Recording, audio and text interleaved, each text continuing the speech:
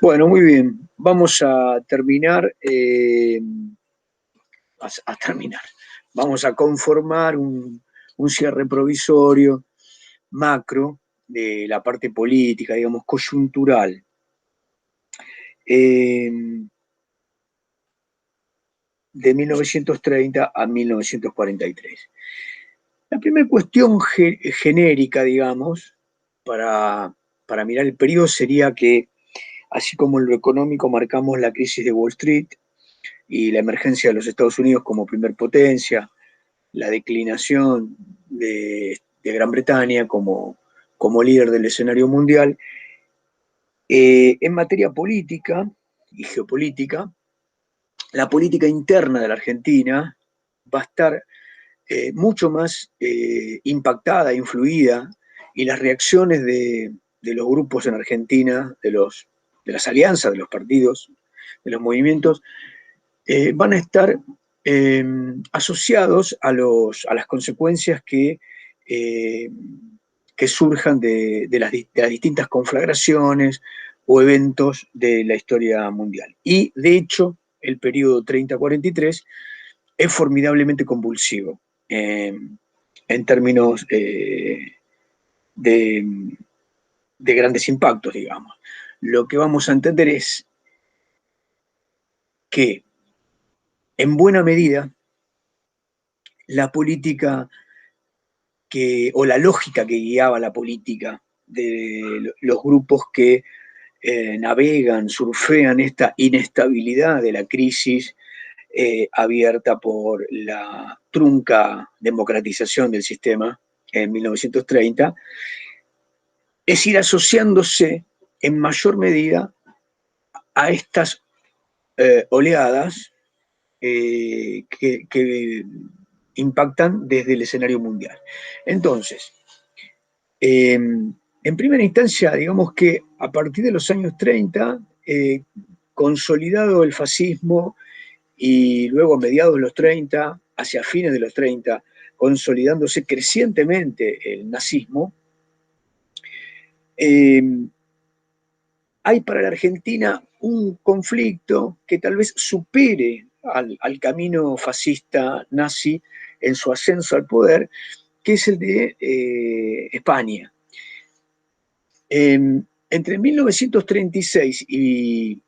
principios de 1939 se desarrolla la etapa crítica bélica entre eh, los republicanos y el sector nacionalista franquista, digamos.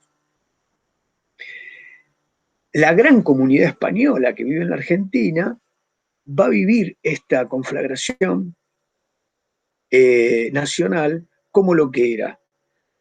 como una instancia previa a la Segunda Guerra, y por lo tanto se van a generar en nuestra propia tierra dos bandos que crecientemente polarizan la atmósfera política alrededor de el tándem republicanos y sus aliados, en donde obviamente fulguraban más que otros los bolcheviques y la ayuda que estimablemente era la más potente, la de la Unión Soviética, y que en todo caso generaba los pruritos y las desafiliaciones de buenos sectores en la medida que eh, el poder de los republicanos para mantenerse en la batalla contra los nacionalistas vino de Moscú. Y por el otro lado, los, eh, digamos, las cercanías, las miradas más cercanas al camino del nacionalismo franquista, en la Argentina tenían sus primeros adeptos inconmovibles en el nacionalismo católico y en los sectores más reaccionarios, pero a medida que la bolchevización del otro sector fue siendo cada vez más clara, muchos sectores fueron virando en el escenario de los dos bandos. La política interna de la Argentina también asumía posicionamientos en relación a estos dos extremos. De un lado, un polo que iba en una izquierda donde se aliaban anarquistas, socialistas y fundamentalmente comunistas, soviéticos, prosoviéticos, y del otro lado la derecha autoritaria, corporativista, nacionalista y católica, fundamentalmente católica. Ahí, entonces, eh, eh, se posicionaban estos dos polos que casi sin solución de continuidad anticipan y preludian la guerra, la Segunda Guerra, que de abril a septiembre del 39 impacta en el escenario mundial y también en el argentino como lógica continuidad. Una línea, un vaso comunicante, hacía, digamos, como una amalgama ideológica a los franquistas, filofascistas. En algunos casos, sectores podían ver al nazismo como demasiado ateo, violento o radical en su revolución antiliberal y antibolchevique, pero en todo caso había ahí un polo de poder y también un polo de repulsión en la política argentina. Tal vez ese polo fue mayor que el polo que ya constituía naturalmente al sistema partidario, que era antibolchevique, antimaximalista, y por lo tanto tenía al Partido Comunista Argentina como un resabio al que atacar y donde, digamos, donde ubicar los males de uno de los extremos, en este caso de la izquierda. El escenario de la política argentina entre los 30 y el 43, digamos, le sumaba entonces a la inestabilidad connatural de un proceso de transición que no alcanzaba a encontrar la resolución de prácticas, de presupuestos, de imaginarios políticos que no solo continuaban las prácticas a erradicar del periodo oligárquico y después a erradicar, pero convertidos en nuevas prácticas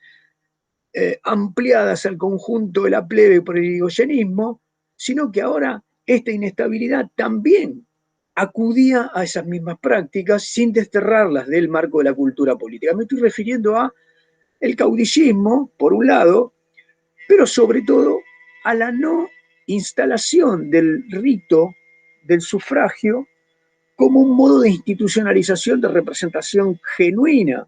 de la estructura social, sino más bien a una forma de dirimir oponentes irreconciliables en las representaciones ideológico-políticas identitarias. Entonces, la conformación de esos polos identitarios como oponentes sin forma de reconciliación hicieron que aquella repulsión de la ley Sepeña como un modo de transparentar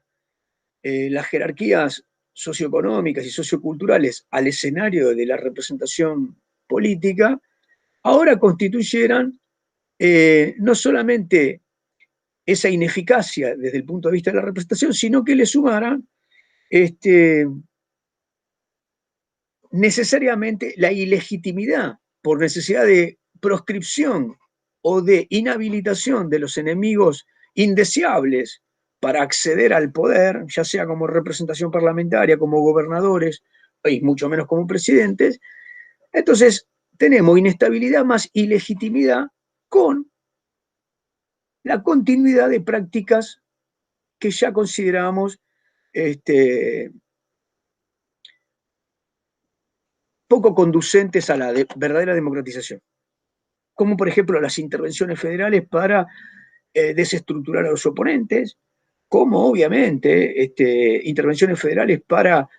generar instancias previas e interventores favorables a determinada posición en las futuras elecciones, como proscripciones, cárcel, persecución, y digamos que finalmente lo que hablamos como caudillismo y oposición de polos. En este caso sería radicales versus conservadores a lo largo de estos años. No obstante, como ya anticipamos en otras charlas, no acababan acá las oposiciones, porque esta oposición genérica de conservadores versus radicales, al interior también tenían juegos de oposiciones que no se resolvían en la institucionalidad y que determinaban fragmentación. El periodo, recordemos, comenzaba teniendo, por un lado, al Partido Demócrata Nacional, con algunos liderazgos fuertes, como el de Fresco o Rodolfo Moreno en Buenos Aires. Obviamente puede ser el liderazgo de Castillo, de catamarqueño, o la posibilidad de Patrón Costas, que no terminaba de ser un conservador in totum, pero bueno, aparece al final. Y obviamente la conducción de este sector, sin ser decididamente un conservador en todos sus rasgos, de Agustín P. Justo, que más que ser un conservador típico, era un hombre muy pragmático y de gran articulación entre lo que se necesitaba para las soluciones del momento. Creo que lo dijimos en la charla sobre economía. Eh, Su modelo, en todo caso, si tenía como continente conservador el de mantener un status quo respecto de los sectores que podían acceder al poder, en el plano de la articulación de la relación del Estado con otras instituciones y con el mercado en general, tendían a ser más cercanas a lo liberal que al formato del nacionalismo que, digamos, nos va a presentar el carácter de José Félix Uriburu al principio o de Castillo al final. Disculpen. Muy bien. Entonces, dicho esto, el periodo, visto en términos generales como un periodo de ilegitimidad, de complejidad al interior, de fragmentación política, nos presenta entonces al conservadurismo en este plano,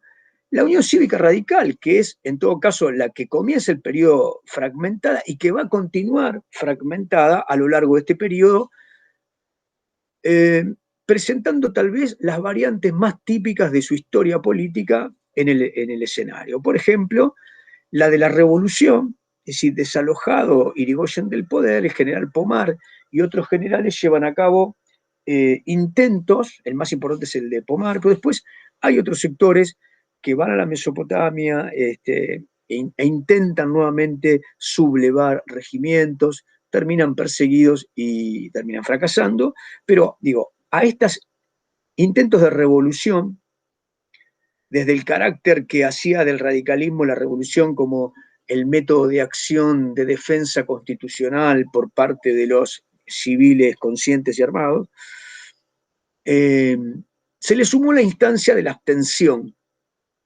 que en algún momento el sector alvearista, que no estaba proscripto, digamos, eh, o que salió de la proscripción después de un periodo, elige como línea partidaria, es decir, abstención. Y finalmente, la participación de un sector que no pertenece a la dirección o a la conducción de la Convención Nacional del Partido Radical, que es el antipersonalismo. Entonces, ese antipersonalismo, junto al Partido Demócrata Nacional y a los conservadores provinciales, forman parte de la concordancia a la que se le suma también el socialismo fragmentado, que tiene a su núcleo central, justista, el PS argentino, y a estos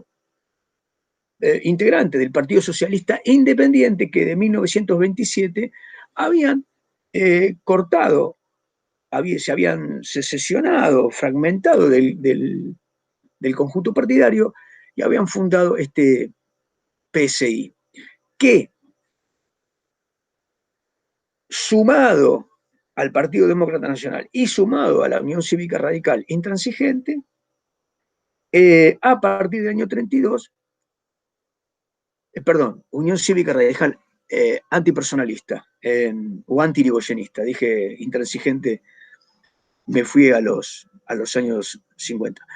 Bien, entonces, UCR antipersonalista, Partido Demócrata Nacional y Partido Socialista Independiente forman la famosa concordancia. Tienen como articulador a Agustín P. Justo, que tiene este formato liberal y que es jefe del ejército. Muy bien, entonces ahí tenemos la pura fragmentación del escenario político. Y en todo este escenario, las prácticas que yo les acabo de mencionar circulan como prácticas consustanciadas con el periodo, a excepción de el año 38 hasta mediados del año 40, en el cual Ortiz mantiene una clara y consistente lucha gubernativa por depurar el sistema. La posibilidad de volver a un sistema de la ley Sáenz Peña, de república legítima, erradicando el fraude electoral, comienzan con su acción, con su decisión política y terminan con su enfermedad, pedido de licencia y finalmente con su muerte en 1942. Entonces, esa es la instancia, si ustedes quieren, que configura la excepción del periodo, excepción que termina con su sola suerte, la de Roberto Ortiz. Bien, finalmente después el periodo va a terminar con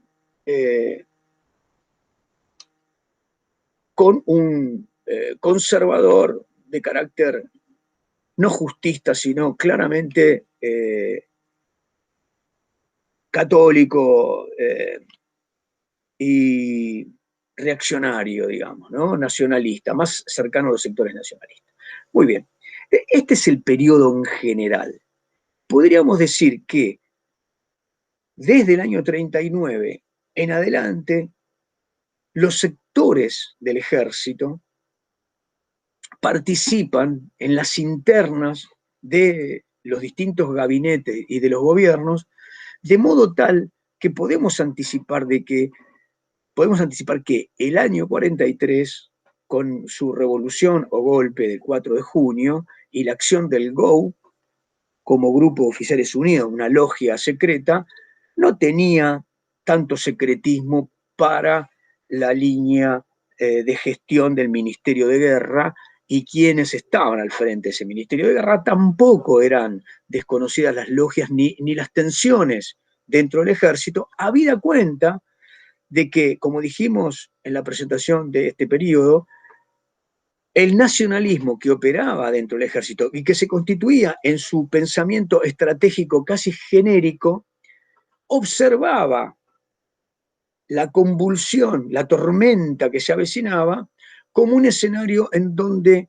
la presencia de decisiones militares, la presencia de decisiones estatales, estratégicas, en torno a la decidida protección de la Argentina, pero sobre todo a el escenario de posguerra, iba a ser determinante. En ese punto de la determinación de las líneas que iban a configurar la posguerra, hay que pensar a Perón y sus contertulios, sus pares integrantes del GO. Bien, entonces esta es la presentación general desde el punto de vista político. Hacia la base del sistema de representación, claramente lo que vamos a tener es un escenario que habíamos trazado hace un tiempo y que vamos a recordar porque es complejo. Les hago la presentación en este caso.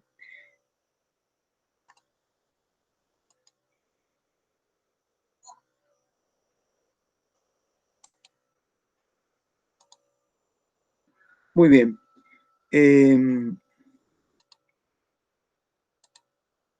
Creo que ahí lo están viendo.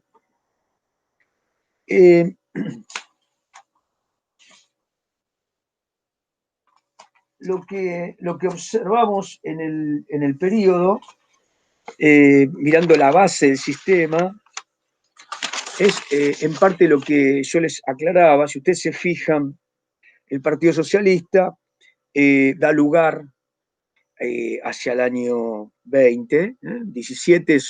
digamos, hay grupos,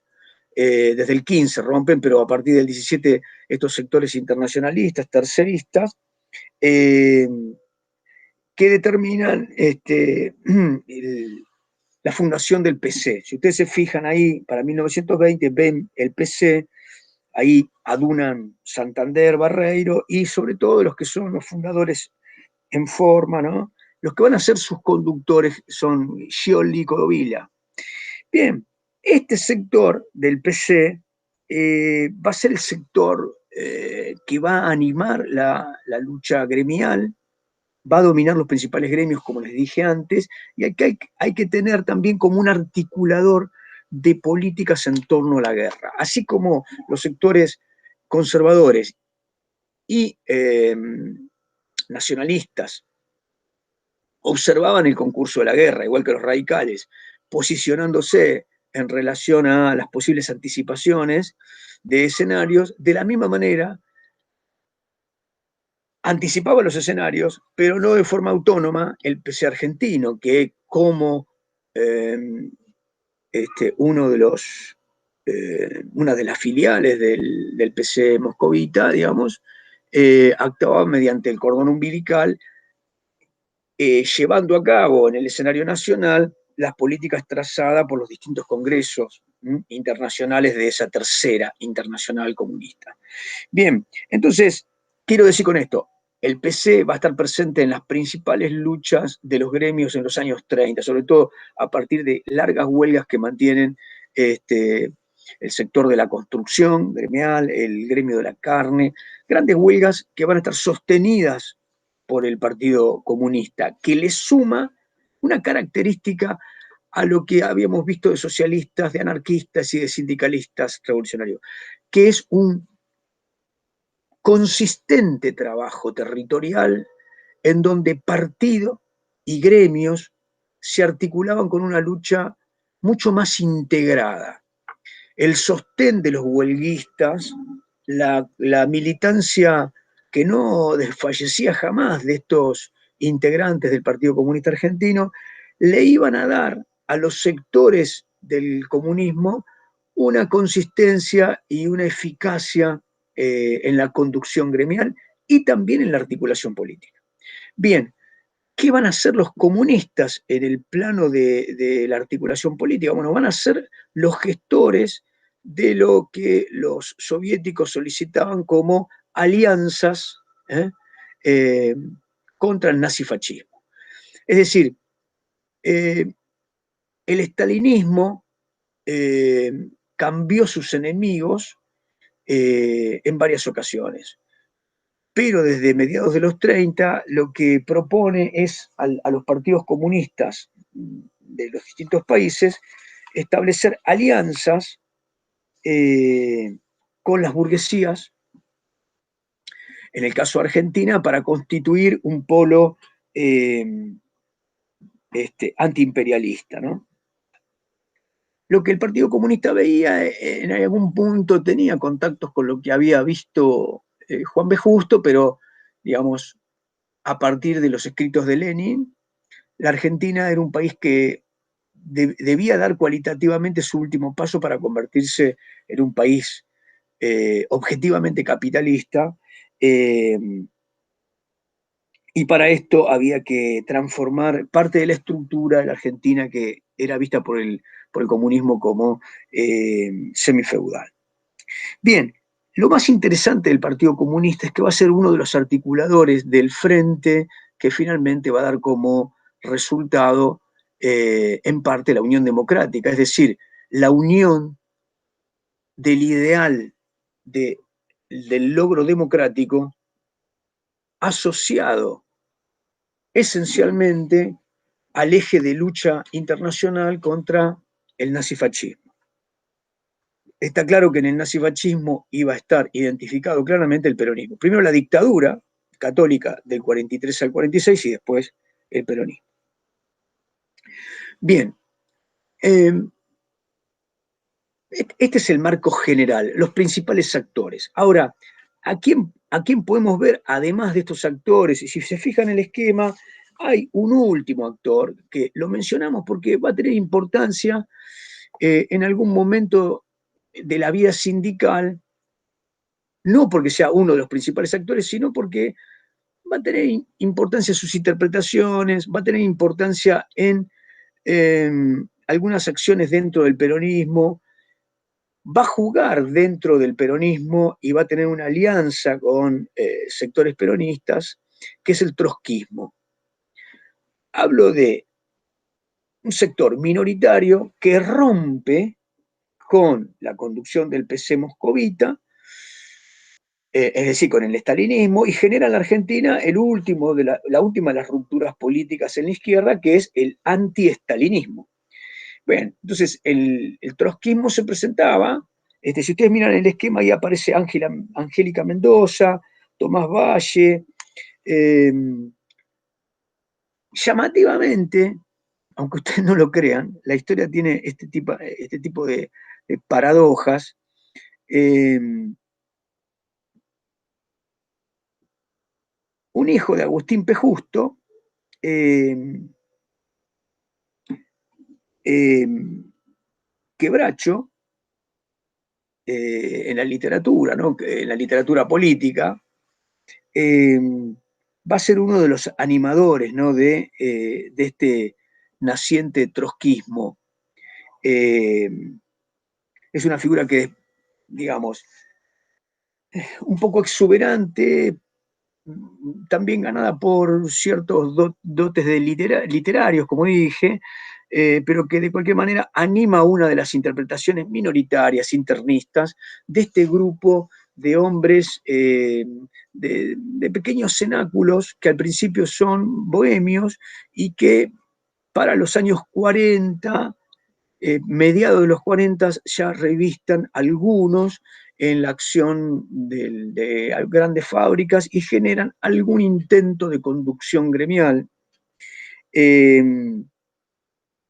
de los más conocidos, digamos, para el recorrido histórico, es decir, no vamos a mencionar los que después llegan a ser hombres representativos en el escenario político, el colorado Abelardo Ramos, también es un integrante juvenil de estos sectores trotskistas, Nahuel Moreno, fundador de lo que va a ser el órgano La Verdad, y después eh, del Partido Revolucionario de los Trabajadores junto con Santucho, y que finalmente después rompe con Santucho, no va a la guerrilla y se convierte en el PST, y finalmente, por los años 80, en el MAS, Movimiento del Socialismo, que se fragmentó en muchísimos sectores nuevos que todavía existen como pequeñas organizaciones del escenario de la izquierda marxista, trotskista en Argentina. Bueno, este sector, digamos, marxista, antiestalinista, eh, por estos años no va a tener mucha presencia, pero anima también los debates sobre el peronismo, etc. Eh, sobre el nacimiento del peronismo, estos sectores, si ustedes quieren, hay que buscarlos, no eran tan visibles, pero durante el peronismo sí son visibles. Por eso los menciono ahora para que después sepamos cuáles eran sus orígenes. Eh, bien, si ustedes miran el esquema en general, van a ver que las líneas de continuidad van a ser entonces este trotskismo naciente de la Cuarta Internacional, el PC, integrante de la Tercera Internacional, y obviamente el Partido Socialista. Acá hay una característica de este periodo político que es la siguiente. Las fragmentaciones que vimos a finales de los 20, que constituyen parte de la vida política de la concordancia, es decir, la Unión Cívica Radical antipersonalista, el Partido Socialista Independiente, desgajamientos de la UCR y desgajamientos del Partido Socialista, el PS, terminan consumiéndose en sí mismos, se consumen en el final de la acción pública de los hombres más representativos. En el caso del Partido Antipersonalista, queda casi asociado a Ortiz y no muchos más, y en el caso del socialismo independiente, a sus principales hombres, de Tomaso, González y Iramain, pero sobre todo a Federico Pinedo, que desaparecido se lleva consigo el Partido Socialista Independiente. Es más, un tiempo antes directamente se asocia al conservadurismo y, digamos, pasa de ese socialismo independiente, con lo cual le da muerte de hecho. Bien, volvamos ahora al plano general. Vamos a la coyuntura, digamos, si ustedes quieren, a la periodización genérica. ¿Cómo podemos periodizar este periodo? Bueno, entre el 6 de septiembre del 30 y el 20 de febrero de 1932 tenemos un intento fascistoide, el de José Félix Uriburu. Ese intento fascistoide, digamos, de instalar un caudillismo de corte cesarista, filofascista, acaba en sí mismo con su intento de buscar en las elecciones el plebiscito, le es adverso, demuestra el radicalismo su potencia como máquina electoral. Las elecciones estas son obviamente desconocidas, pero con esto termina el proyecto de Uriburu, que era mirado obviamente con celo por otro hombre fuerte que era Agustín P. Justo, que era partidario de la concordancia que va a llevar a cabo a partir de febrero del 32. Su presidencia del 32 al 38 tiene todas las convulsiones mencionadas en la parte económica, es decir, ese periodo altamente corrupto en el cual la propia UCR, el propio ejército queda manchado por ventas de tierras al ejército, por eh, eh, coimas de empresas de energía hacia la UCR, que termina fundando su casa, la Casa Radical, con esos dineros. Con esto queda manchado el BEAR también. Y obviamente los ministros que quedan asociados no solamente a la evasión, el delito económico con la comercialización de carnes, sino además con el asesinato de un senador. Es decir, el escándalo de este periodo, de cualquier manera, no conmueve del todo la imagen de un presidente pragmático que articula un periodo muy inestable. También el gran pragmatismo de Agustín P. Justo le permitió durante ese periodo ir acercándose a la Iglesia, que va a tener mucho poder a partir de 1934 con el Congreso Eucarístico. Es decir, hay una gran efervescencia de militancia católica en el escenario, la Acción Católica Argentina, la Liga de Padres. Es decir, hay una militancia que empieza a reclutar a los sectores egresados de las escuelas secundarias. Es decir, hay una participación juvenil en el catolicismo y un gran movimiento militante. Todo esto hace de Justo el hombre de la época. Y cuando estoy diciendo el hombre de la época, no lo estoy valorando en términos positivos, sino que estoy diciendo es el hombre que articula, el jefe de este proceso, que elige entre los radicales antipersonalistas a Roberto Ortiz, creyendo que era un futuro presidente que podía ser manipulable y que le permitiera ejercer su política. Hemos visto esto en otras ocasiones. Esto no solamente fracasó, sino que Ortiz va a tener gran enjundia con llevar a cabo las intervenciones que le permitieran depurar el escenario de fraude en todas las provincias. Tal vez el más llamativo, el más poderoso de todos, sea el que llevó a cabo con el propio Fresco en la provincia de Buenos Aires. Un hombre claramente que sale de los libros, porque sus discursos francamente nombraban a Hitler, a Mussolini, de manera valiosa, los ponderaba y ejercía con los niños de las escuelas bonaerenses un esquema de disciplinamiento castrense, asociando eugenesia, protección, corporativismo, con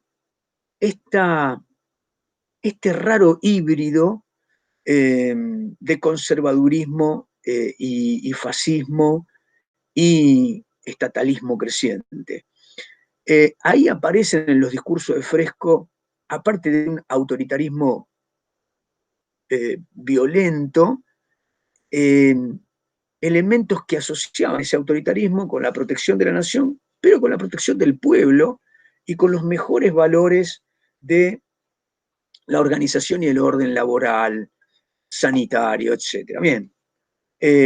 lo que hace Roberto Ortiz es intervenir la provincia para seguir evitando esta corrupción creciente.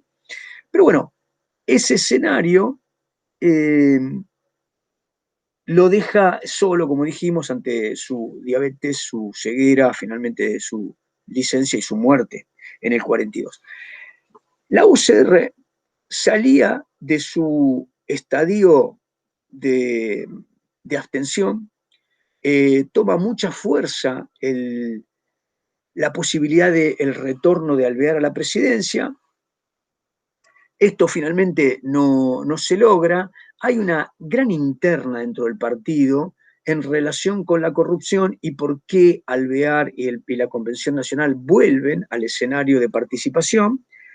habida cuenta que Roberto Marcino Ortiz es elegido con un fraude evidente. Los autores en general, Luciano de Privitelio,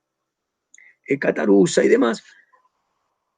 plantean esta cuestión de la realpolitik. ¿No? Es decir, una maquinaria electoral como el radicalismo no podía mantenerse cohesionada sin los fluidos necesarios de la participación y, obviamente, de la llegada de muchos de sus miembros a la renta que el Estado extiende ante las funciones públicas. Es decir, la no participación implicaba coherencia interna y denuncia, pero dejaban como resultado a todos los hombres fuera del paraguas de la estructura política que permite a los hombres mantenerse cohesionados en la función y en la distribución de recursos. Bien, Alvear entonces ve cortada su nueva posibilidad de llegar al gobierno por fraude, obviamente, y Ortiz entonces no puede terminar su tarea. La muerte de Ortiz deja a Castillo, que como dijimos, nacionalista retrógrado, y a partir del año 39, claramente la guerra anticipa los escenarios de crisis por venir. Claramente lo que se va a desatar a partir del año 41, en donde los Estados Unidos ingresan a la guerra del año 42 en pleno, es el ejercicio de la neutralidad por parte de la tradición diplomática argentina como primer punto de crisis al interior de los gabinetes, del Ministerio de Guerra y de allí a los sectores militares que confabulaban y tenían sus posicionamientos dentro de la fuerza. Castillo va a tender con los sectores nacionalistas del ejército una alianza que lo proteja respecto de lo que hasta ese momento era la avanzada de Justo. La situación, digamos, que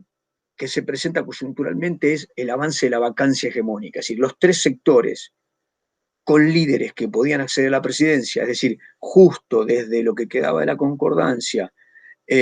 Ortiz desde el gobierno muere,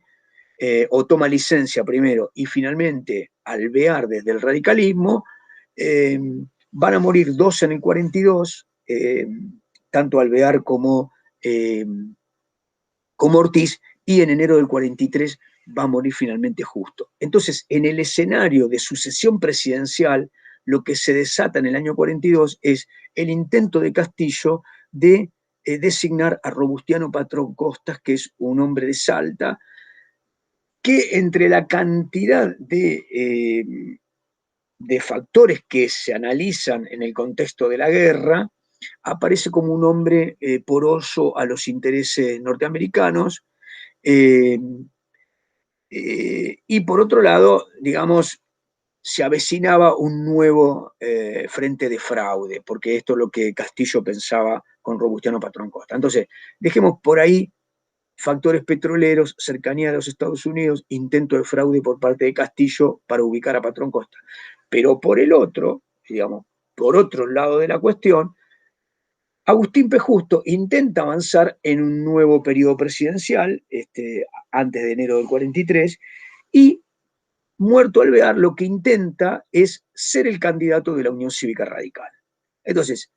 empieza a dar movimientos en ese sentido, por lo tanto, lo que hace claramente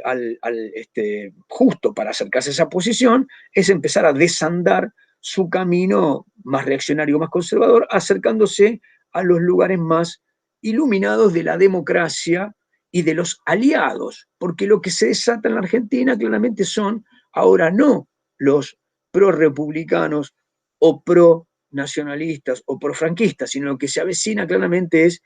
el eje de lucha fundamental con dos polos, los filo-nazifascistas o filo-eje en la política argentina y la unión que empieza a darse entre las fuerzas que se declaran democráticas y contraria al eje nazifascista, en donde ya habíamos designado que estaba obviamente el PC argentino y donde se van a ubicar el Partido Socialista, lo que quedaba, los restos del Partido Social Democrática Progresista y obviamente la Unión Cívica Radical y el Partido Socialista Argentino. Bien, entonces estos sectores que caminan hacia la Unión Democrática, una alianza, eh, van determinando la necesidad de que Justo ajuste sus posiciones, pero bien, en términos de la llegada a ese momento, Justo fallece y queda el escenario sin candidatos que no fuesen Robustiano Patros Costas. Los sectores del GO, del Grupo de Oficiales Unidos, que tenían a uno de sus principales actores en Juan Domingo Perón, coronel del ejército, profesor de la escuela de oficiales, eh, digamos, hombre que había sido secretario del ministro de Guerra, y que en el año 38, 39 había estado en Italia, digamos, junto a Mussolini, viendo el escenario previo, inminente de la guerra, eh, empiezan o tienen vínculos directos con Pablo Ramírez, que es el ministro de Guerra de Castillo. Bien, este ministro de Guerra de Castillo, que tiene conexión con estos nacionalistas del GO, eh, es tentado por la Unión Cívica Radical, que queda sin candidatos, para ser su candidato a presidente. Este hecho determina que el presidente Castillo le pide la renuncia. Y este pedido de renuncia es tomado como la última gota que termina de llenar el vaso, el recipiente del límite que el ejército como institución se había puesto ante un escenario que consideraba dramático. El mantenimiento de la neutralidad, evitar que Robustiano Patrón Costas tomara el Estado y ejerciera un cambio, una revisión de las políticas tradicionales de las Fuerzas Armadas, y obviamente un ánimo de ese sector nacionalista del Estado contra los Estados Unidos, que no era dicho de manera cabal, y, por qué no decirlo, buena parte de sus integrantes de las Fuerzas Armadas y de este grupo en particular, con simpatías inexcusables respecto del nazifascismo. Algunos nazis consagrados y otros, en todo caso, que mantenían tras la pantalla o el frente de la neutralidad digamos, en el proceso beligerante, sus simpatías y, en todo caso, la expectativa de que un triunfo del eje posicionara a la Argentina y a ellos mismos en un lugar más encumbrado. Dicho todo esto, el 4 de junio del 43 se avecina para todas las miradas distinto del 6 de septiembre del 30, porque aquí sí el ejército está comprometido desde algún sector de generalato, pero sobre todo desde el GO, y actúa de consuno en una conspiración planificada para llegar al poder y organizada para que desde el poder tuviese una gestión en función de una cantidad de ejes estratégicos que fuimos mencionando. Pero en este caso, desde el año 39 y mucho más del año 41, la guerra va a determinar estos posicionamientos políticos de esta etapa altamente inestable, que ahora iba a entrar en otra etapa de fuerte inestabilidad, pero que finalmente iba a terminar con una nueva alianza que iba a determinar un nuevo sector, nuevo en todo sentido, que va a ser el peronismo. Bueno, dejamos acá, les mando un saludo.